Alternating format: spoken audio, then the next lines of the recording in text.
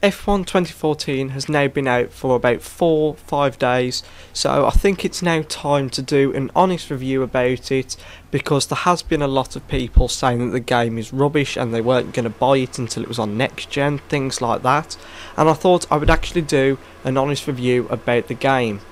And in the background we've got a 15-lap race around Australia, starting from the back of the grid with Lewis Hamilton in the Mercedes. So, well, let's start off with the cons first of all. What are the problems with F1 2014?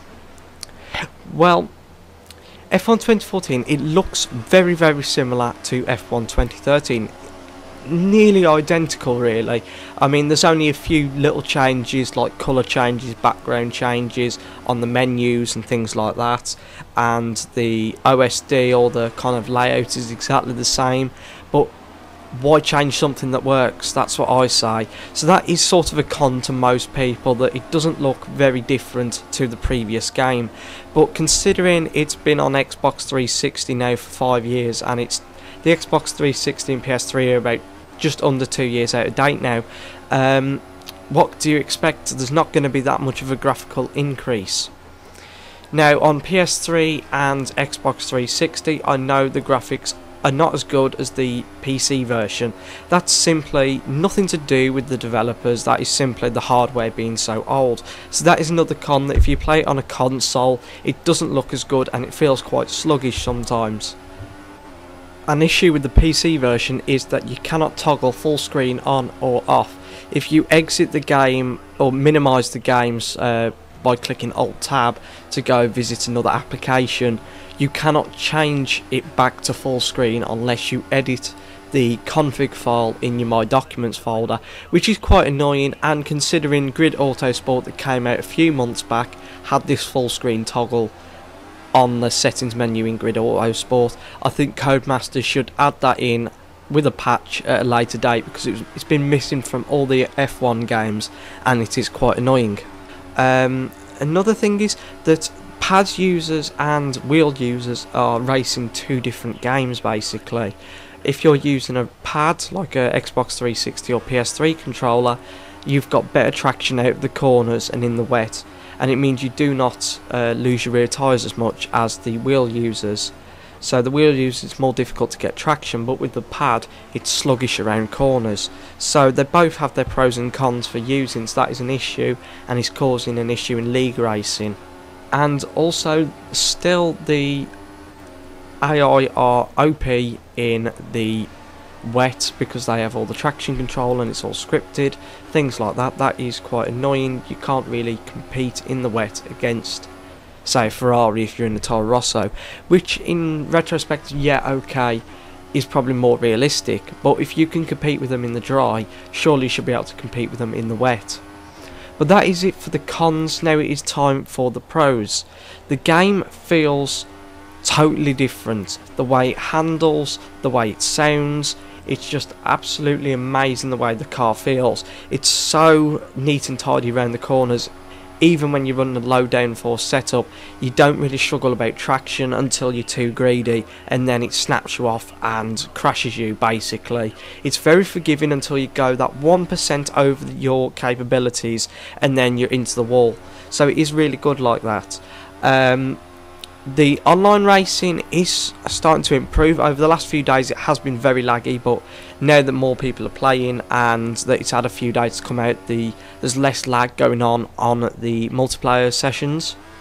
The career mode, you can select any different team that you want. If you wanted to start with Mercedes, you could. If you wanted to start with a Caterham, you could. So that's quite good, because that doesn't mean you have to start off with a low tier team if you don't want to. You can just go straight into a Ferrari, a Red Bull or a Mercedes, for instance.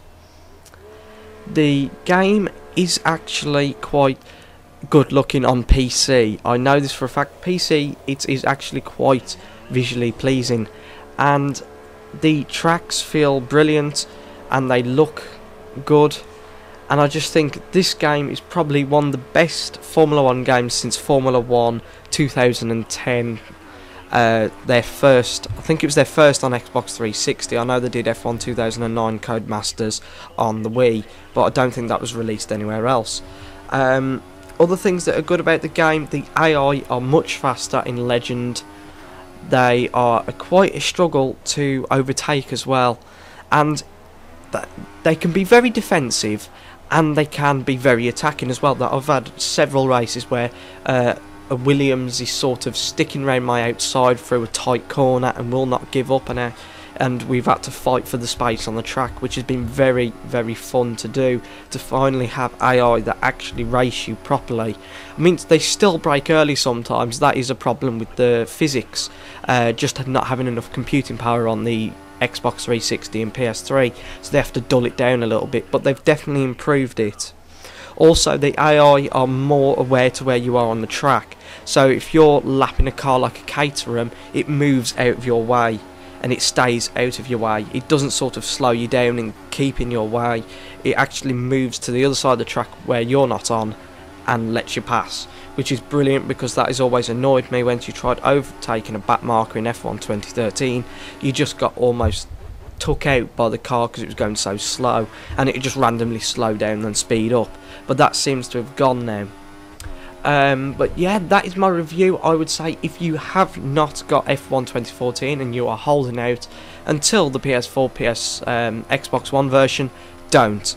F1 2014 is well worth the money. It may not look much different, but it plays a lot different, and it feels a lot better to drive, and all the assists, they're easily turned off, and it's a hell of a lot of fun. I've been playing it almost non-stop now since it came out, midnight on the 17th of October, and yeah, it's the best Formula 1 game I have played ever. So yeah, spend your £30–40, have a go on it if you really want to, but I would recommend you buying it and not just waiting out till F1 2015, because you're missing out on a good game. So yeah, this is Elliot Splash signing out. Do not forget to like, comment and subscribe, and tell me in the comments below, what do you think of Formula 1 2014? Are you pleased by it, or do you think it's a bag of crap? Because I might be different to everyone else might hate it, but yeah, I hope for this, please do not comment if you haven't got the game, just comment if you've played the game properly, and don't be stupid trolls. But yeah, this is me signing out now. Yeah, just drop a comment down below, and yeah, tell us all, what do you think of F1 2014?